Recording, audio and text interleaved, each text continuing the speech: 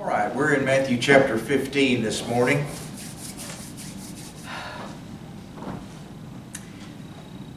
We see Jesus teaching, and he's teaching us 2,000 years later as he taught his people right there. And as we read Scripture, it just unfolds.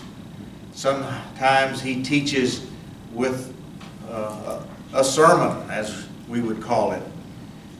And sometimes he teaches by his actions of healing and touching people. And sometimes he teaches by doing miracles that are just inexplainable except by the power and the hand of God.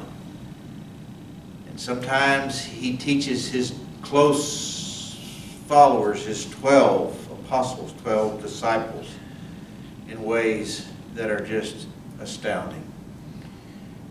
Last week we saw where he fed 5,000 people. We saw where Peter walked on the water, and then he talked about what's in our heart. What defiles us is not what we eat. What defiles us is what we say from our mouth, because our heart speaks as we say and do things. And the beginning of every sin begins in our heart, as we know. This morning we're going to see how Jesus teaches as he lives, as life happens. You know, we try to design life so that we can have arrangements to do what we want to do when we do, and sometimes those don't work out very well because sometimes life just happens. And this is what happens to Jesus. And every time Jesus teaches us in ways that are just breathtaking about his power and his love. We're going to begin in the middle, chapter 15, verse 21. And here is Jesus now dealing with a Gentile woman, a non-Jew, and her needs as the crowds are surrounding him. Okay? Verse 21. Leaving that place, Jesus withdrew to the region of Tyre and Sidon. And a Canaanite woman from that vicinity came to him, crying out, "Lord, Son of David, have mercy on me. My daughter is demon-possessed and suffering terribly." And Jesus did not answer a word. So his disciples came to him and urged him, "Send her away, for she keeps crying out after us." And he answered, "I was sent only to the lost sheep of Israel." The woman came and knelt before him and said, "Lord, help me." He replied, "It is not right to take the children's bread and toss it to the dogs." "Yes, it is, Lord," she said. "Even the dogs eat the crumbs that fall from their master's table." Then Jesus said to her, "Woman, you have great faith. Your request is granted." And her daughter was healed at that moment. We know that the world then, as now, is divided between the Jews, the descendants of Abraham, God's chosen people at that time, and all the rest of us that are Gentile. At this time, though, she was more than just a Gentile, but she was a Canaanite woman. And that's significant here because she's a descendant of the original inhabitants of Palestine, that area where Israel lived. And see, if you remember our history a little bit about, the Jews being in Egyptian bondage for 400 years, and Moses leads them out of Egyptian bondage through the Red Sea to the wilderness. They had to deal with that for 40 years, but yet they finally went to the promised land, which was this area, Palestine. God helped them conquer the Canaanites. But God gave them very strict instructions. You drive out the Canaanites, that is, you don't live with them, you don't associate with them, you don't intermarry, because they're evil, they're wicked, and they're going to bring you down. They don't worship the true God. They worship idols. And you think you can get along and be nice and be friends, but don't. You stay separate from the Canaanites. You're my people, and I'm your God. And you're my child. Be pure. Stay away from them. That was God's request. Did Israel follow that? No. They intermarried. They were led astray time after time after time. So here's this Canaanite woman, a descendant of all these people much later on. And see, she was considered doubly bad, because not only was she just a Gentile, but she was a Canaanite Gentile. Bad. And their view of such people would be like a dog. And she comes to Jesus and says, please help me. My daughter is demon possessed and she's suffering. Would you please help me? Jesus ignored her. And we think that's cold and harsh. Finally, his disciples said, Master, just tell her to leave. She keeps bothering us, begging us. Finally, Jesus says, I was only sent to the lost sheep of Israel. The Jews, the people of God at this time. You may remember that just a few chapters earlier, we saw where Jesus sent his 12 out to do good things, but he says, don't go to the Gentiles. Go to the lost sheep of Israel. The same phrase. Just go to the lost sheep of Israel for right now. This was God's plan for right now. Of course, we know later it went to everybody. But for right now, Jesus says, no, right now, I'm just dealing with the lost sheep of Israel. And finally, the woman knelt before him and said, Lord, help me. And she had called him Son of David, which is the Jewish term for, the Messiah. She recognized that even though she was not a Jew, he was the Jewish Messiah. And finally, Jesus had to say, it's not right to take the children's bread, the children's food, and give it to the dogs. And that's a very offensive thing in our minds to say. We would say it was abrupt, it was inconsiderate, and don't know exactly what Jesus' thoughts were. But you see, she didn't lash out at him. Maybe he was testing her to see what she would do. Most of us would have been offended at being called a dog. And we would bristle up and say, how dare you say that about me and my people? And I'm sure the Jews had done that to her many times in the past. And she knew the slur of being called a dog. But she didn't respond like that. She didn't bristle up, and she didn't bite back. But she had a very quick thought, a very quick response. And she says, yes, Lord, but even the dogs get the crumbs that fall from the master's table. That's a brilliant response. A heart of compassion that says, yes, but we need you too. We know our past. We know our history. We know how I'm considered in your eyes. But we need you too. We need the crumbs. We're not asking for the whole food, the whole meal. We just need some crumbs. And Jesus says, okay, Yes. Great is your faith. Great is your faith. Your request is granted. And immediately this little girl was healed.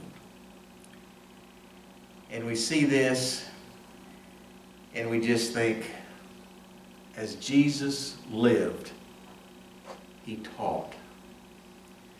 Now, he could have had a big, long sermon to say, now, everybody, I'm here to go to the Jews first because they're the receiving end of God's kingdom right now. And so be focused on the Jews. Everybody else can sort of wait their turn. Everybody understand that? Okay. But Jesus did it in life with words with this lady and her faith. And here's the conclusion. Faith trumps everything. Faith trumps my lineage, my pedigree, my family tree. Doesn't matter if I'm Jew or Gentile. Faith is what matters. It doesn't matter if I'm man or woman, slave or free. Doesn't matter. It doesn't matter. It's faith. It's our heart, our hand of faith reaching up to God and taking hold. Jesus teaches that as he lives. And it's so inspiring. It's so inspiring. All right. That's our thought on this Canaanite woman. Any thought or comment, question here?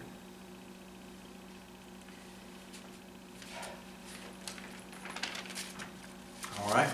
Very good. We'll continue on. Jesus heals, verses 29 through 31. Jesus left there and went along the Sea of Galilee, and then he went up on a mountainside and sat down. And great crowds came to him, bringing the lame, the blind, the crippled, the mute, and many others, and laid them at his feet, and he healed them. The people were amazed when they saw the mute speaking, the crippled made well, the lame walking, and the blind seeing. And they praised the God of Israel. Jesus healed. He touched them. He healed them. And we see this. And yes, he had compassion. But this is part of the definition of the expectation of the Messiah. The lame would be healed. The blind would see. The mute would be able to speak, and on and on. And he taught with his life to say, louder than anything, I am the Messiah. Now let me say one thing about these miracles. There are those who disbelieve, of course, that say, well, all the miracles that Jesus did, he was just a good magician. He was sleight of hand, and do this thing, and he could deceive people and all that. Let me say something here. I am fascinated by a magician on TV. You would just swear some of the things that they do cannot happen. A rabbit out of the hat, and ping pong balls coming out of their shoes, or just stuff that you just cannot explain. But it's sleight of hand, and it's all, as we know, rigged. Jesus didn't do that. He healed people that had been lame from birth, blind from birth, mute from birth, crippled from birth. You don't fake that. No one fakes being blind all their life for 30 years. No one fakes being unable to walk for 30 years. These are authentic miracles. And don't let anyone ever cast doubt on the authentic healings, miracles that Jesus did, okay? I'll just say that. All right, let's continue now with verse 32. Jesus now feeds the crowd again with food. Jesus called his disciples to him and said, I have compassion for these people. They have already been with me 3 days now and have nothing to eat. I do not want to send them away hungry, or they may collapse on the way. They may faint by the wayside. But his disciples answered, where could we get enough bread in this remote place to feed such a crowd? How many loaves do you have? Jesus asked. 7, they replied, and a few small fish. And he told the crowd to sit down on the ground. Then he took the 7 loaves and the fish, and when he had given thanks, he broke them, gave them to the disciples, and they in turn to the people. And they all ate and were satisfied. And afterward the disciples picked up 7 baskets full of broken pieces that were left over. The number of those who ate were 4,000 men, besides women and children. And after Jesus had sent the crowd away, he got into the boat and went to the vicinity of Magadan.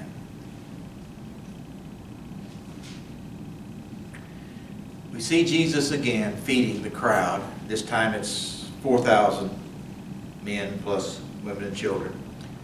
Remember previously it was 5,000 men plus women and children. And we've covered all that with the feeding of the 5,000 earlier, so we won't cover all this again. Just to point out 1 or 2 little things here. Remember, Jesus prayed in public, unashamedly, before everybody. He prayed and thanked God over the meal. Number 2, Jesus did not do a flashy miracle, poof, and a cloud of smoke to have a pile of food.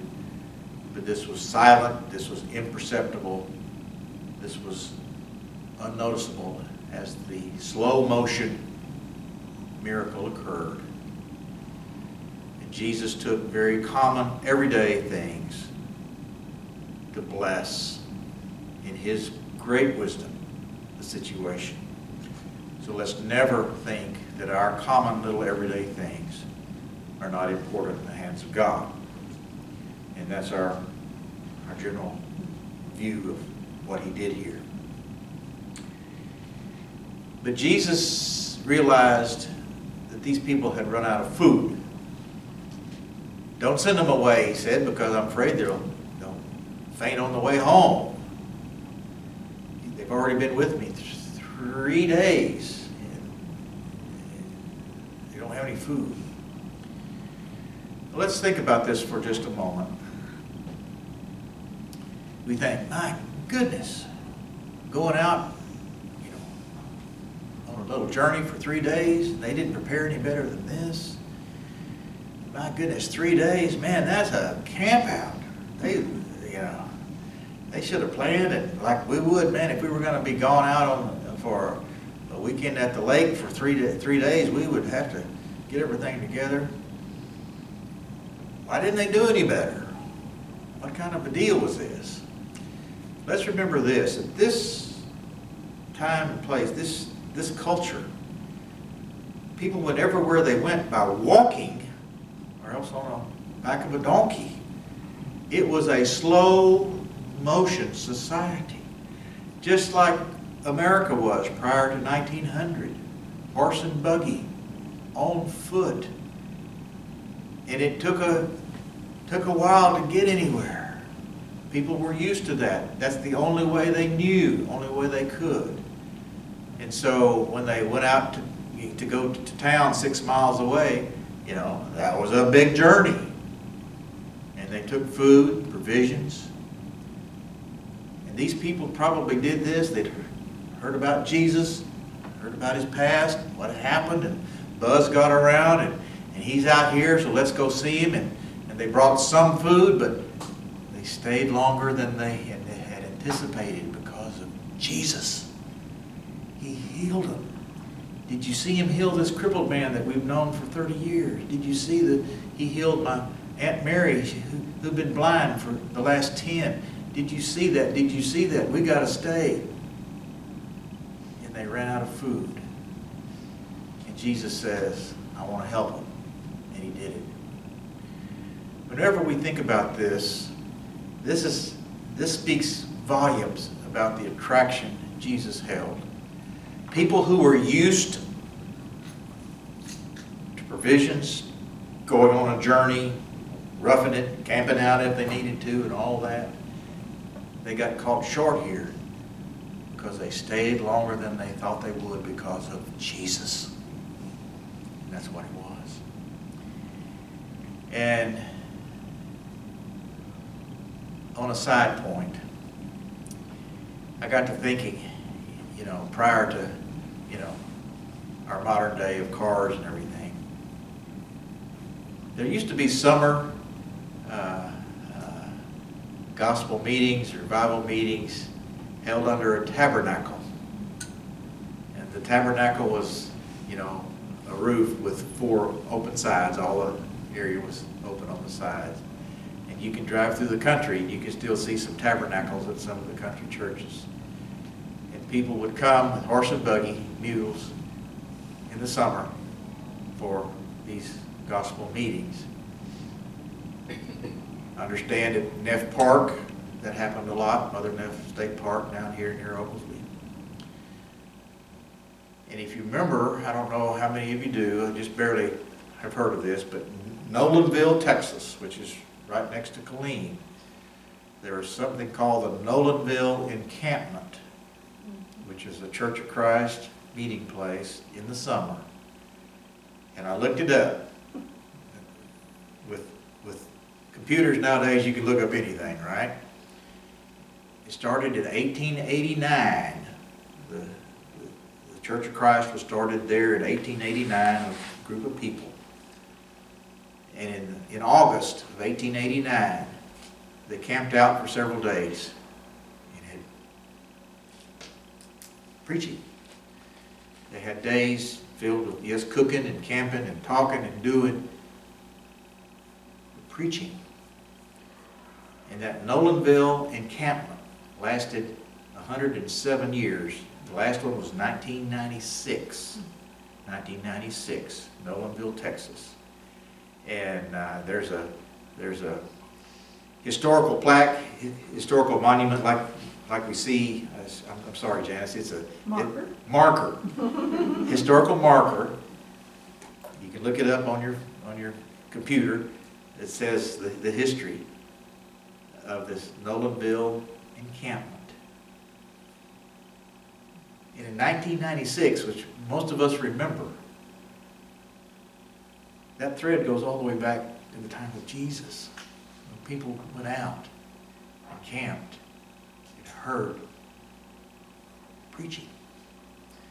And it's just awesome if you think about it. And how things change. Because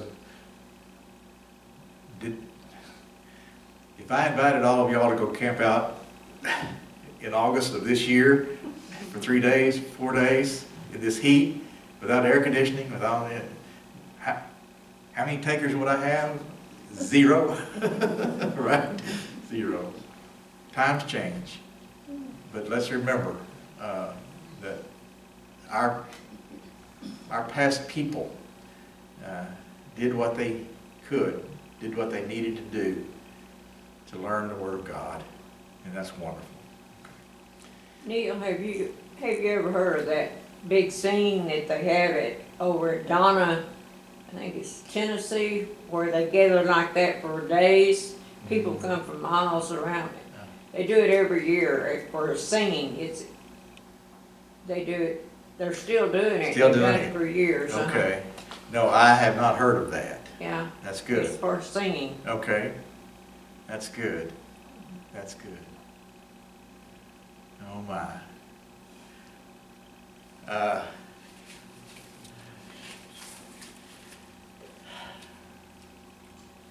My dad had an uncle who was sort of mean. That's all I can say. He was mean. His mother made him go to church. Mother and dad made him go to church, but as he got older, he turned away from church, and he didn't have anything to do with it.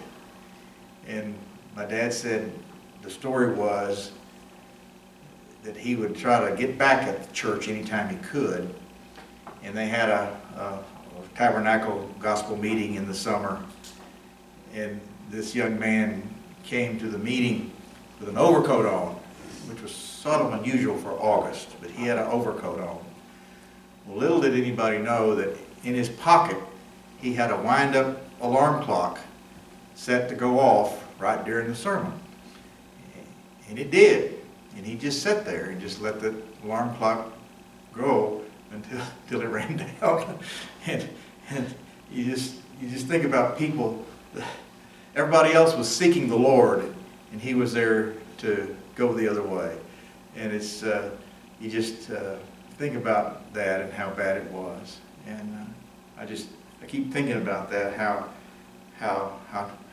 twisted some people are with good things. Okay. Anything else there? Yes, Dr. May. We always say time changes, Yes. but it's not the time that changes. The earth still spins 24 hours in a day and 365 days in a year. What changes is people. Yes. Yes. We do. Sissy? Yes, is it possible, sir, that some of the same group that were part of is it possible geographically, that part of the same 5,000 said, hey, that wasn't enough, we want some more, and so they're part of this 4,000 plus? Could be, yes. Could be. And in fact, if I remember right, later on, I believe there's a statement that says, you people are just following Jesus just to get some food. So maybe they had this idea that, hey, this is a free meal. Maybe we need to follow it for that. Yes, it could be. But maybe they, when I said not enough, maybe they just loved the message and the Yes. man so much that Yes. they just kept following. Yes, I'm sure in that regard, many of the 5,000 stayed over and were part of the 4,000. It makes good sense. I would think so. I Yes. just didn't know geographically if it was close close enough for them to travel. Yes, I would think so. I would think this is all around the Sea of Galilee, and I would bet you, I hadn't thought of that to look it up for sure, but I would think, yes, geographically, it would be the same close enough area that people could have done that. Thank Yes, okay. Anything else? All right, chapter 16. Jesus is asked for a sign again, all right? Let's see what we can see here, verse 1 of chapter 16. The Pharisees and Sadducees came to Jesus and tested him by asking him to show them a sign from heaven.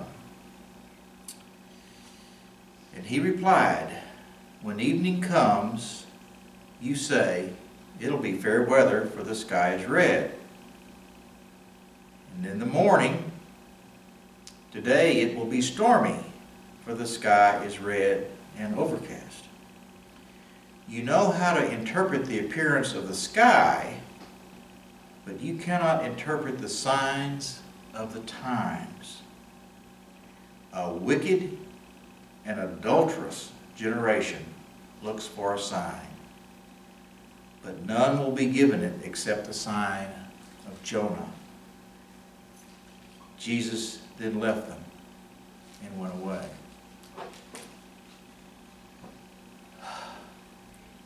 Here again is a confrontation between the Jewish leaders and Jesus.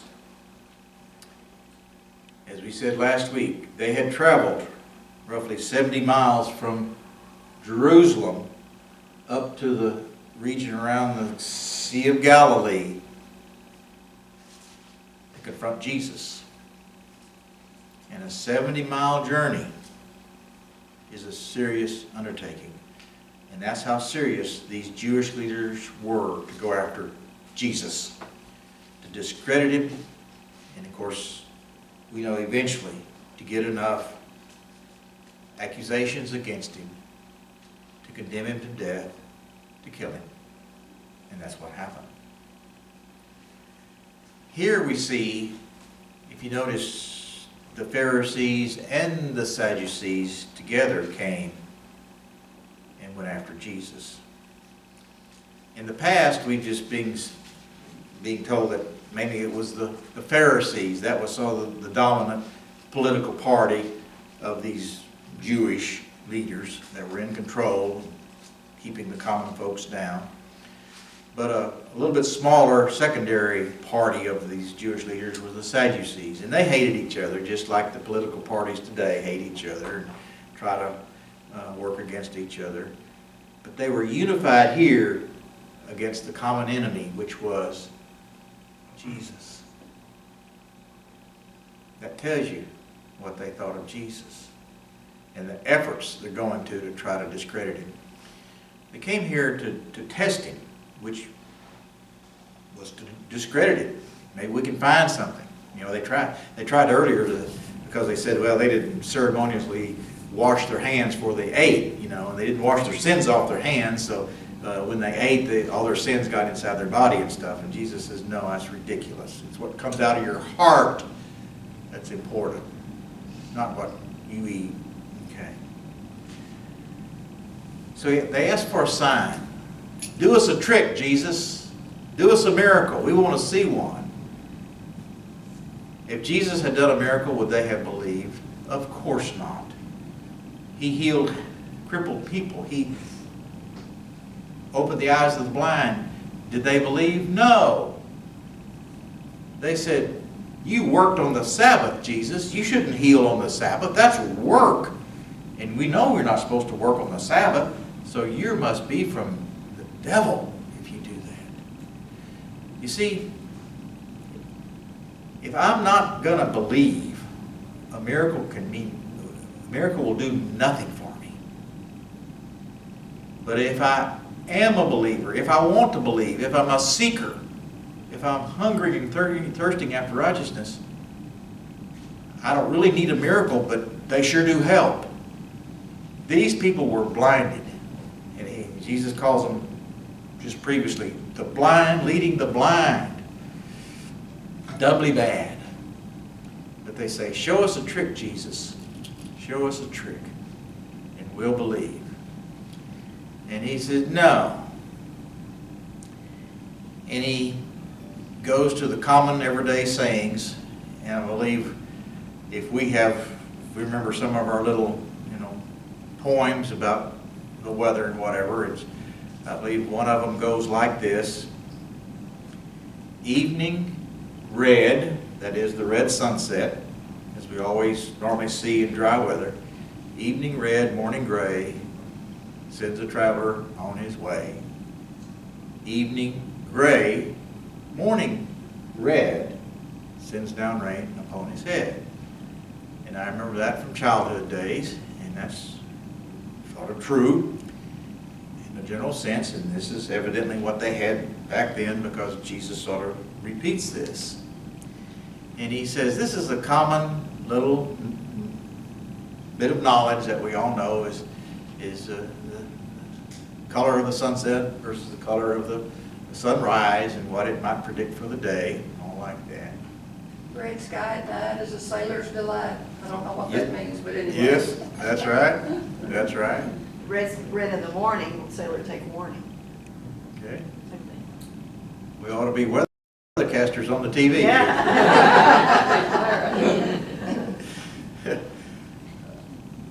And Jesus says, you can see that. You can figure that out, but you can't see the signs of the times. You can't see the important stuff, the wickedness, the evil. And you ask me to do a miracle so you'll believe? He says no. And I tell you, every generation, I guess, has asked, what is this world coming to? And I thought I'd never say that, but I am. At my age, as we see what is now accepted,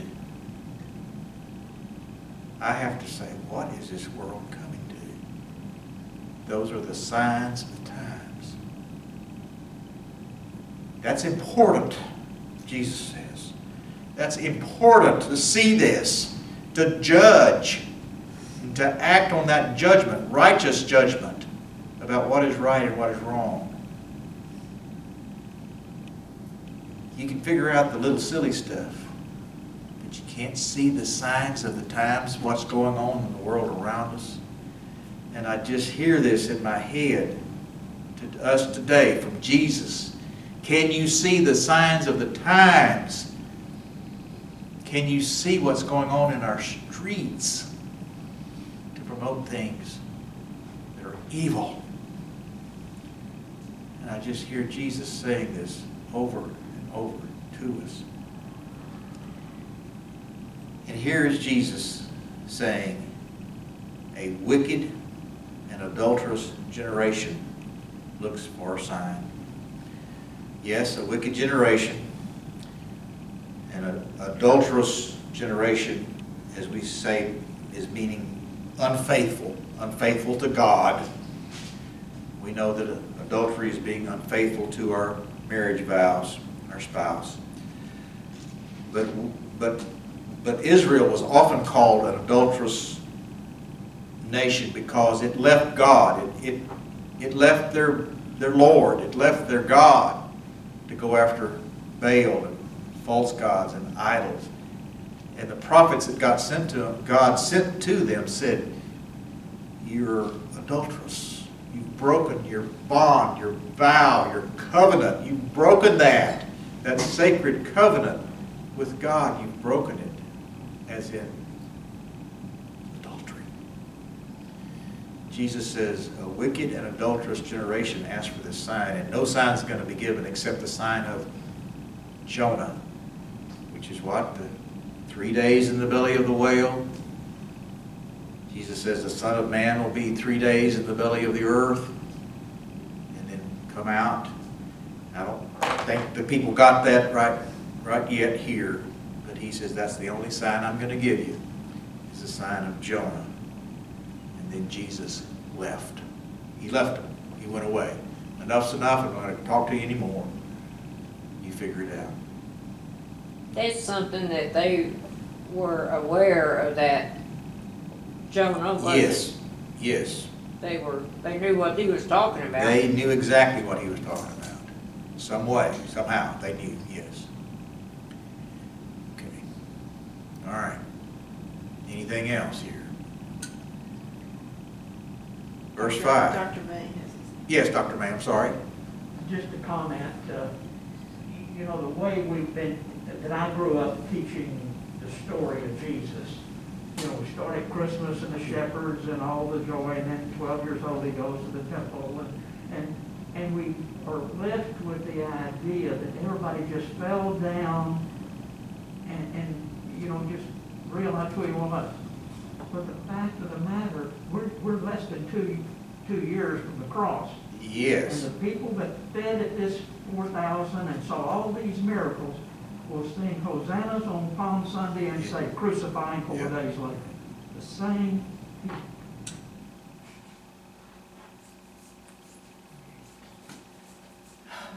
There were people, yes, that rejected him in a very bad way. Yes. Yes. Okay. Thank you. All right, we've got just a few minutes, or do we?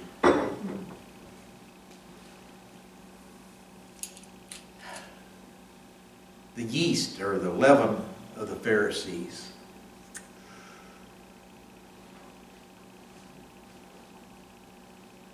Whenever we think about influence, what was the saying? A rotten apple can spoil the whole barrel. You know, I believe that was who, Benjamin Franklin or Benjamin Franklin said that, or somebody. one rotten apple can mold and corrupt and grow, and pretty soon all the barrel of apples is corrupted. When we make bread, we know that yeast is unrecognizable except for its results in leavening the bread. We remember earlier parables we studied of Jesus. He said, the kingdom of heaven is like leaven. It's like yeast. It's small. It's insignificant. It's you can't see it, but it silently, slowly spreads around. That's the kingdom of heaven. Now Jesus is trying to teach his followers the influence of evil can be just as bad as the influence for good if you let it go.